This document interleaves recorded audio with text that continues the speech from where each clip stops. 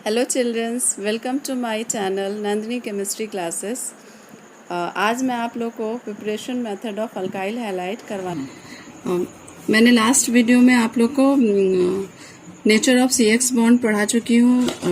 ये hello alkanes और hello एलिन्स chapter का है और आज मैं आप लोग को preparation method of alkyl halide पढ़ाने वाली हूँ। Preparation method of alkyl halide, ये प्रिपरेशन मेथड अल्काइल हैलाइड का आज करवाने वाली हूँ। तो फर्स्ट अल्काइल हैलाइड क्या होता है? अल्काइल हैलाइड को रिप्रेजेंट करते हैं RX से, ठीक है। RX ये अल्काइल ग्रुप हो गया और ये हैलोजन अटैच्ड है। दूसरा, इसका जो फर्स्ट मेथड होता है वो हैलोजनेशन होता है। किसका हैलोजनेशन होता है? हैलोजनेशन हमारा होता है अल्केन का।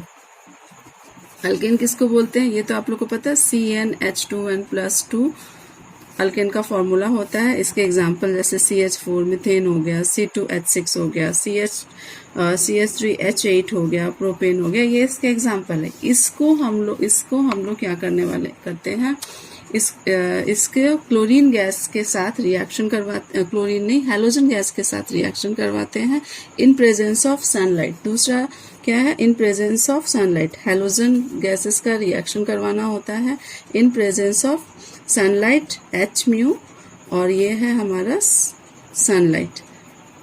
सनलाइट के प्रेजेंस में। और जो प्रोसेस होता है ये फ्री रेडिकल होता है। क्या होता है? फ्री रेडिकल होता है। एक्चुअली जो भी सन रेज के प्रेजेंट में रिएक्शन होते हैं वो फ्री रेडिकल प्रोसेस होता है। और यहाँ पे जो फ्री रेडिकल होता है वो फ्री रेडिकल सब्स्टिट्यूशन रिएक्शन होता है। सब्स्टिट्यूशन रिएक्शंस होते हैं, ठीक है।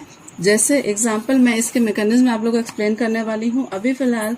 और जो प्रोडक्ट हमारा बनता है वो बन जाता है इन अल्केन का हैलोजनेशन करने से, हैलोजन गैसेस के साथ रिएक्शन करवाने से इन प्रेजेंस ऑफ सनलाइट क्या मिल जाता है? हमें अल्काइल हैलाइड मिल जाता है, ठीक है। अब है जैसे एग्जाम्पल ये CH4 मीथेन लिया मैंने, एग्जाम्पल लिया मैंने मीथेन का, और यहाँ पे क्लोरीन गैस के क्लोरीनेशन करवा रहे हैं। क्लोरीन गैस से रिएक्शन करवाएंगे मीथेन का इन प्रेजेंस ऑफ सनलाइट। तो हमारा प्रोडक्ट बनेगा CH3 मिथाइल क्लोराइड, या फिर इसको क्लोरोमीथेन बोलते हैं, ठीक है।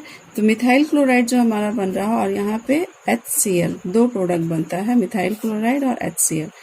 अब एक्चुअली होता ये है कि ये जो प्रोडक्ट होता है यहाँ पे स्टॉप नहीं हो जाता रिएक्शन, या कंटिन्यूअस होता रहता है, क्योंकि हमारे पास एक मॉलिक्यूल तो क्लोरीन का है नहीं, बहुत सारे मॉलिक्यूल हैं। तो वो एक दूसरे मॉलिक्यूल क्या करता है, फिर से इस CH3Cl के साथ, मिथाइल क्लोराइड के साथ फिर से रिएक्शन करके फिर से इसके आगे का प्रोडक्ट बना देता है। और यहाँ पे ये हमारा दूसरा प्रोडक्ट बना देता है CH2Cl2, और ये सन लाइट के प्रेजेंस में ये रिएक्शन कंटिन्यूअस होता है। फिर यहाँ पे तीसरा जो मॉलिक्यूल है फिर से क्लोरीन के प्रेजेंस में ये जो है रिएक्ट करके प्रोडक्ट हमारा बन जाएगा। ये कार्बन से एक हाइड्रोजन और हटेगा और ये बन जाएगा CHCl3, इसको क्लोरोफॉर्म बोलते हैं। और ये रिएक्शन फिर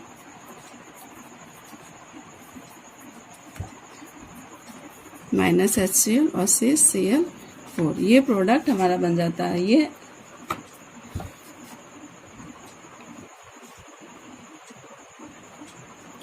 ये जो रिएक्शंस है ये 11th स्टैंडर्ड में आप लोग पढ़ चुके होंगे। इसको हम लोग क्लोरोफॉर्म बोलते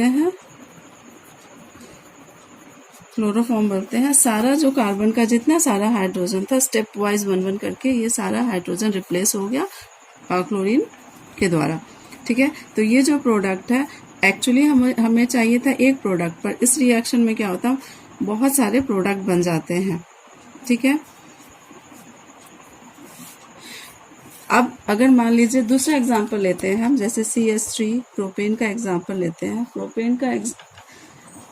प्रोपेन का अगर हम लोग क्लोरीनेशन करवाएंगे इन प्रेजेंस ऑफ क्लोरीन H-म्यू, तो हमारा 2 टाइप्स ऑफ प्रोडक्ट बनता है। हो सकता है क्लोरीन का ये जो एटम, 1 एटम जो क्लोरीन का है वो इस कार्बन का हाइड्रोजन रिप्लेस करके यहाँ पे अटैच हो जाए, तो ये प्रोडक्ट बनेगा CH3 CH2 CH2 ये Cl, इसका नाम हम लोग देंगे 1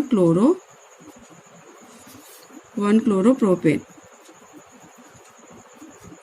और अगर क्लोरीन का मॉलिक्यूल, क्लोरीन का जो एटम है इस कार्बन पर अटैक करके यहाँ से हाइड्रोजन रिप्लेस कर देता है, तो हमारा ये दूसरा प्रोडक्ट इस तरह से बन सकता है।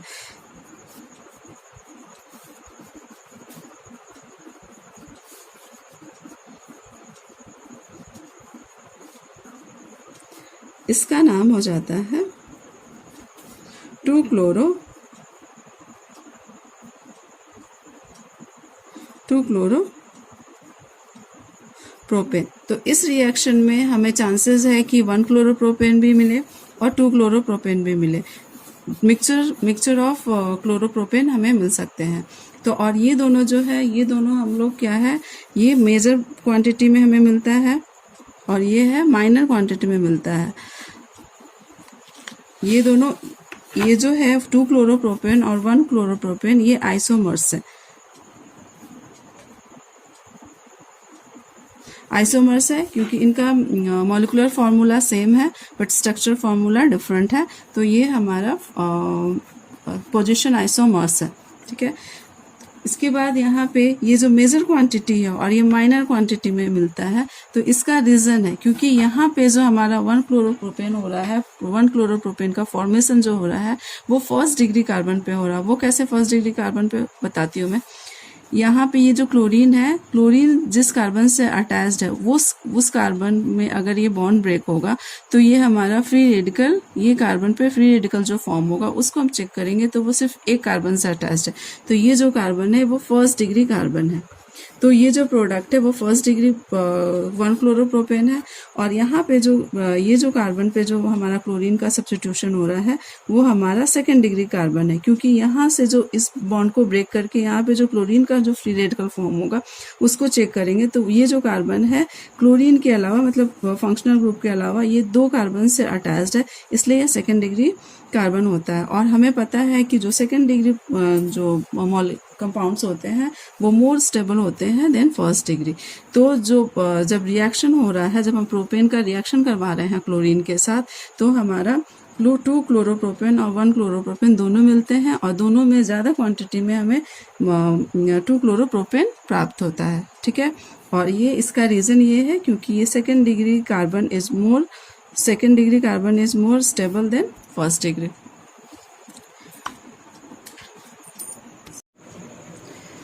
अभी मैं आप लोग को ये जो रिएक्शंस है, हेलोजनेशन का जो रिएक्शन है उसका मैकेनिज्म समझाने वाली हूँ। तो मैकेनिज्म में फर्स्ट केमिकल रिएक्शन हमारा क्या हो गया, मीथेन, क्लोरीन गैस, सनलाइट, और ये हमारा प्रोडक्ट हो गया CH3Cl। ये इसको क्या बोलेंगे, क्लोरो मीथेन, और ये HCl यहाँ पे, तो प्रोडक्ट हमारा बन रहा है। तो इसका जो स्टेप्स होता है वो फर्स्ट है इनिशिएशन रिएक्शन। क्या है, इनिशिएशन रिएक्शन। इनिशिएशन का मतलब होता है जो प्रोसेस, जो रिएक्शन है इनिशिएट करना। तो इनिशिएट हमारा होगा फर्स्ट, ये जो क्लोरीन जो मॉलिक्यूल है, क्लोरीन गैस के जो इस क्लोरीन मॉलिक्यूल्स पे सन रेज पड़ते हैं H-म्यू, और ये जो बॉन्ड होता है क्लोरीन एटम के बीच में, वो बॉन्ड ब्रेक हो जाता है। इसको बोलते हैं होमोलैटिक क्लीवेज। क्लोरीन का ये जो बॉन्ड ब्रेक होता है और ये होता है होमोलैटिक क्लीवेज, और हमें 2 फ्री रेडिकल मिल जाते हैं, 2 फ्री रेडिकल क्लोरीन के मिल जाते हैं H। ये हमारे 2 क्लोरीन के फ्री रेडिकल मिल जाते हैं। ये बॉन्ड ब्रेक होकर के होमोलैटिक क्या है, होमोलाइटिक क्लीवेज, इसको होमोलाइटिक क्लीवेज बोला जाता है। होमोलाइटिक क्लीवेज होता है क्लोरीन मॉलिक्यूल का, और 2 फ्री रेडिकल्स ऑफ क्लोरीन हमें मिल जाते हैं। अब दूसरा जो स्टेप्स होता है वो 11th में तो आप लोग पढ़े होंगे। ये दूसरा स्टेप होता है प्रोपागेशन।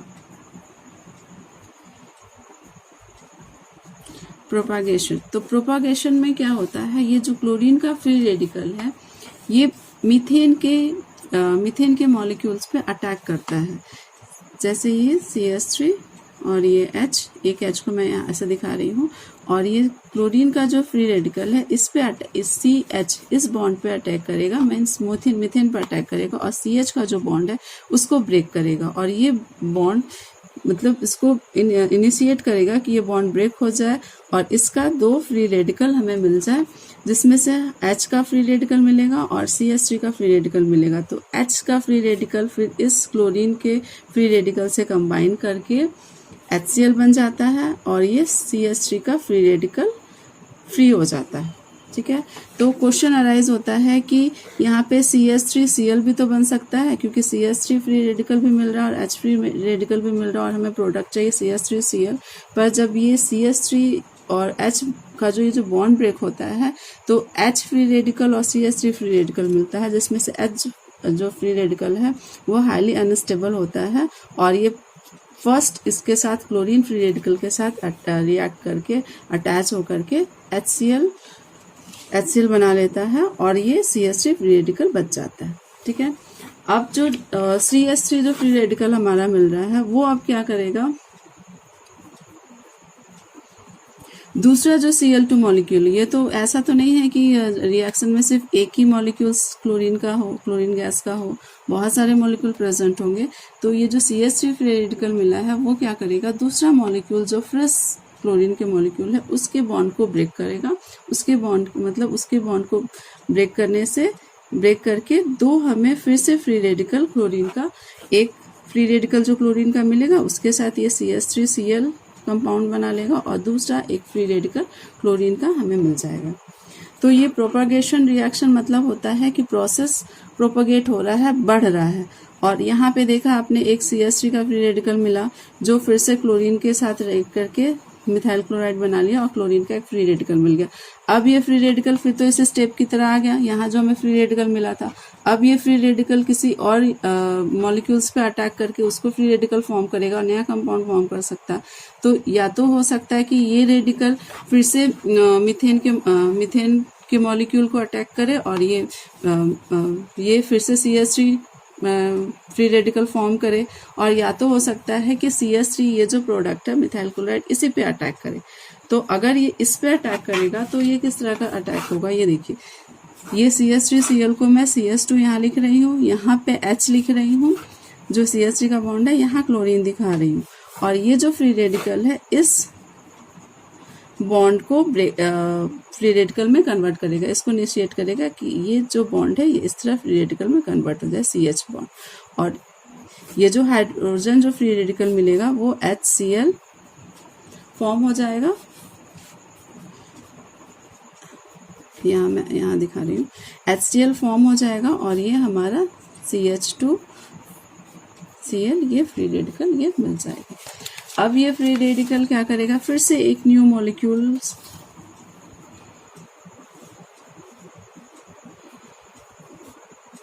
यहाँ पे बॉन्ड देना है। अब ये जो है CH2Cl ये जो फ्री रेडिकल है फिर से एक न्यू क्लोरीन मॉलिक्यूल को लेगा और इसके बॉन्ड को ब्रेक करके इसका 2 फ्री रेडिकल बॉन्ड ब्रेक होके जो 2 फ्री रेडिकल क्लोरीन के मिलेंगे उसके साथ ये एक अटैक करके एक कंपाउंड बना लेगा CH2Cl2 और क्लोरीन का एक फ्री रेडिकल हमें मिल जाएगा। तो फिर जो हमारा फ्री रेडिकल मिल गया फिर से या तो ये फ्रेश किसी मॉलिक्यूल के साथ रिएक्ट कर सकता है या तो फिर ये इसके साथ ही फिर से इसको बॉन्ड को ब्रेक करके इसके साथ रिएक्ट कर सकता है। तो यहाँ पे अगर ये फ्री रेडिकल इस मॉलिक्यूल पे अटैक करता है तो ये इस तरह से इसके जो 2 क्लोरीन मॉलिक्यूल है उसको यहाँ दिखा रही हूँ CH2CH और इस बॉन्ड को ये फ्री रेडिकल अटैक करके यहाँ पे इस बॉन्ड को ब्रेक करेगा और ये 2 फिर फ्री रेडिकल मिल जाएंगे हाइड्रोजन के और इस यहाँ पे ये फ्री रेडिकल। तो ये जो हाइड्रोजन के फ्री रेडिकल मिलेंगे उसके साथ फिर से ये HCl फॉर्म करेगा और ये एक हमारा फ्री रेडिकल मिल जाएगा।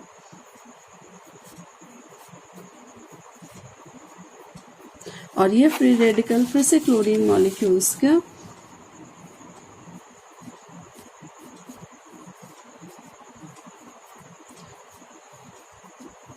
फिर से क्लोरीन मॉलिक्यूल्स को ब्रेक करके ये बॉन्ड अपने अपने इलेक्ट्रॉन लेके ये 2 फ्री रेडिकल फॉर्म हो जाते हैं, एक क्लोरीन का फ्री रेडिकल और ये क्लोरीन का जो फ्री रेडिकल है वो इस मॉलिक्यूल के साथ अटैक करके CH3 क्लोरोफॉर्म और ये क्लोरीन का फ्री रेडिकल मिल जाएगा। और अभी एक हाइड्रोजन बाकी है, फिर से ये CH बॉन्ड को अटैक करेगा और ये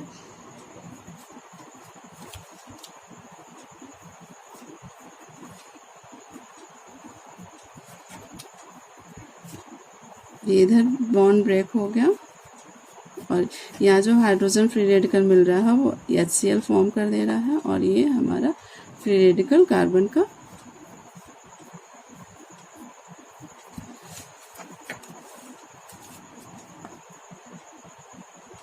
Cl सेल मिल जाता है, जो हमारा फिर से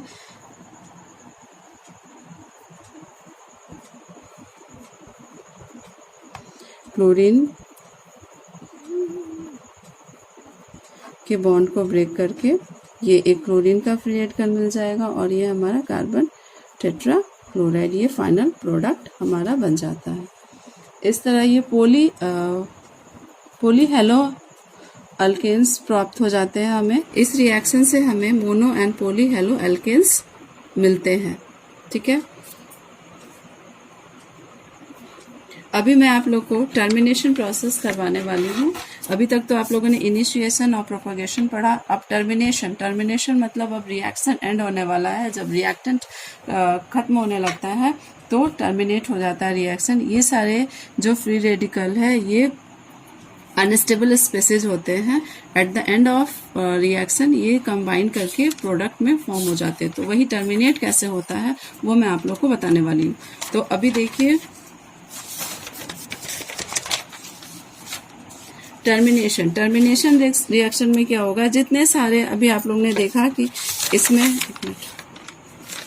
जितने सारे जो क्लोरीन फ्री रेडिकल थे वो कंबाइन होकर के क्लोरीन फ्री रेडिकल फिर क्लोरीन फ्री रेडिकल ये दोनों कंबाइन होकर क्लोरीन मॉलिक्यूल फॉर्म हो जाएंगे।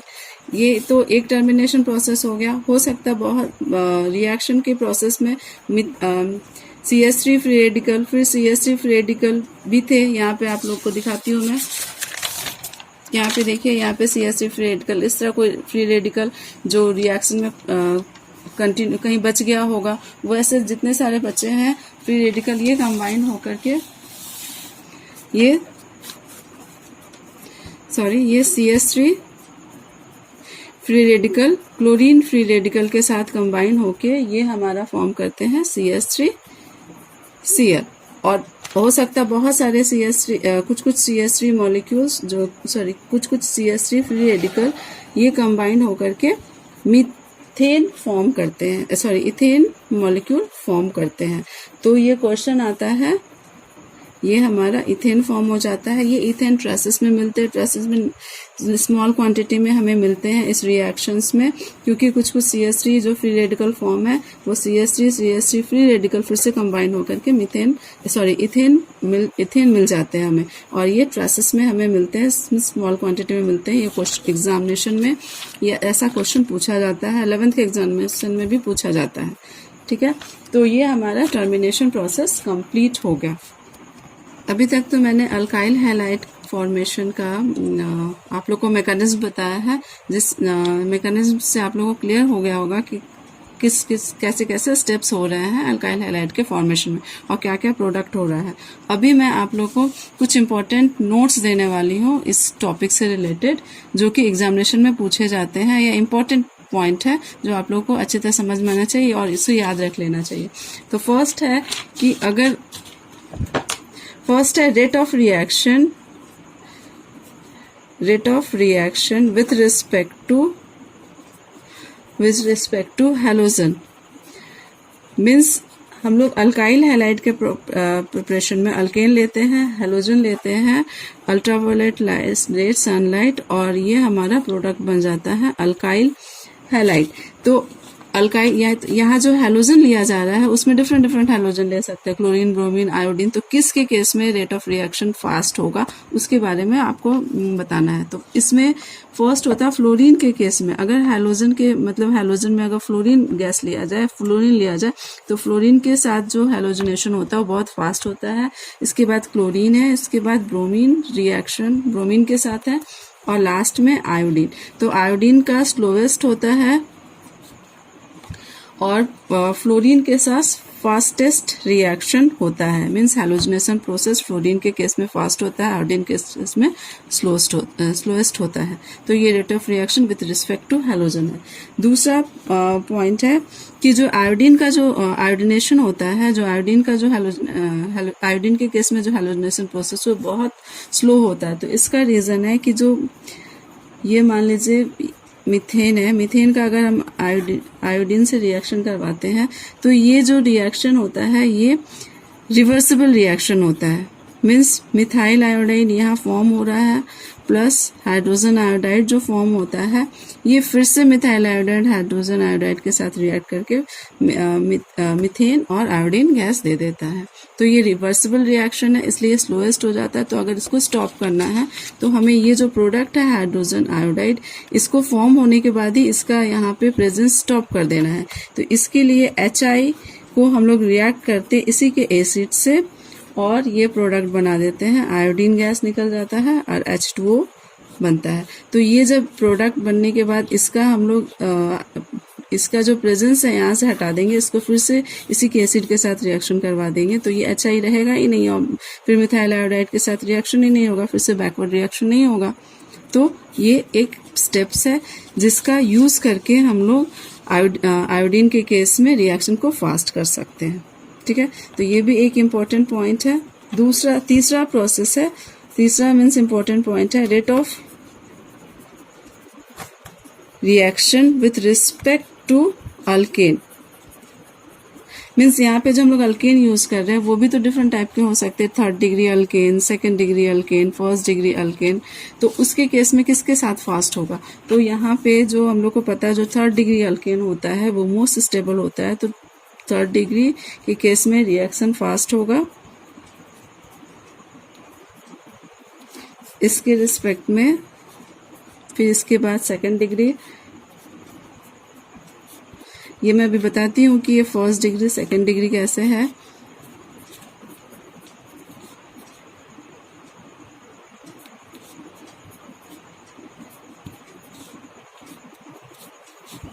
और 0 डिग्री भी हो सकता है, ये 0 डिग्री, ये 0 डिग्री है 1st डिग्री कार्बन, ये 2nd डिग्री, ये 3rd डिग्री कार्बन।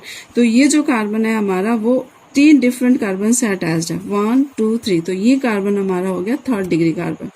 यहाँ पे ये जो कार्बन है 2 तो हाइड्रोजन से अटैच्ड है और 2 डिफरेंट कार्बन से अटैच्ड है, तो ये 2nd डिग्री कार्बन हो गया। और ये जो कार्बन है 3 हाइड्रोजन से अटैच्ड है और 1 कार्बन से अटैच्ड है, तो ये 1st डिग्री कार्बन हो गया, प्राइमरी कार्बन हो गया। और ये जो कार्बन है ये चारों किसी कार्बन से, ये जो मीथेन का जो कार्बन होता है वो किसी दूसरे कार्बन से अटैच नहीं होता, ये कार्बन चारों तरफ से हाइड्रोजन से ही अटैच होता है। तो ये 0 डिग्री कार्बन हो गया। तो इस तरह rate of reaction with respect to alkane 3rd degree के केस में फास्ट ज़्यादा होता है, उसके बाद 2nd डिग्री, उसके बाद 1st डिग्री, उसके बाद 0 डिग्री। और एक लास्ट पॉइंट है कि जो हम लोग हैलोजिनेशन करवाते हैं, तो हैलोजिनेशन जब फ्लोरीन के केस में करवाया जाता है तो ये तो फास्टेस्ट होता है और बहुत ज़्यादा विगोरस होता है। तो इससे कराना बहुत डेंजरस होता है, इसलिए हम लोग क्या करते हैं, स्वार्ट्स रिएक्शन का यूज़ किया जाता है। स्वार्ट्स रिएक्शन का यूज़ कर जाता है, किसके लिए यूज़ करते हैं हम लोग? Formation of alkyl fluoride. Alkyl fluoride के फॉर्मेशन में स्वार्ट्स रिएक्शन का यूज करते हैं। ये नेमिंग रिएक्शन है, मोस्ट इंपॉर्टेंट रिएक्शन है।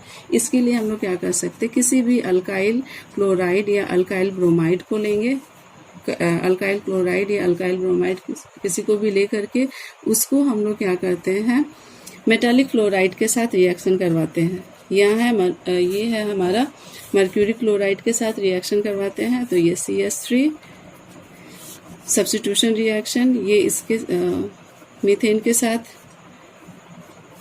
सॉरी ये फ्लोराइड HgF2, ये HgF2 होगा, ये मिथाइल फ्लोराइड और ये Hg2, इसके साथ रिएक्शन होकर CH3F और ये Hg2Cl2 होता है। और एक दूसरा रिएक्शन मिथाइल ब्रोमाइड ले लेते हैं, उसका हम लोग सिल्वर फ्लोराइड के साथ रिएक्शन करवाते हैं, तो ये AgBr और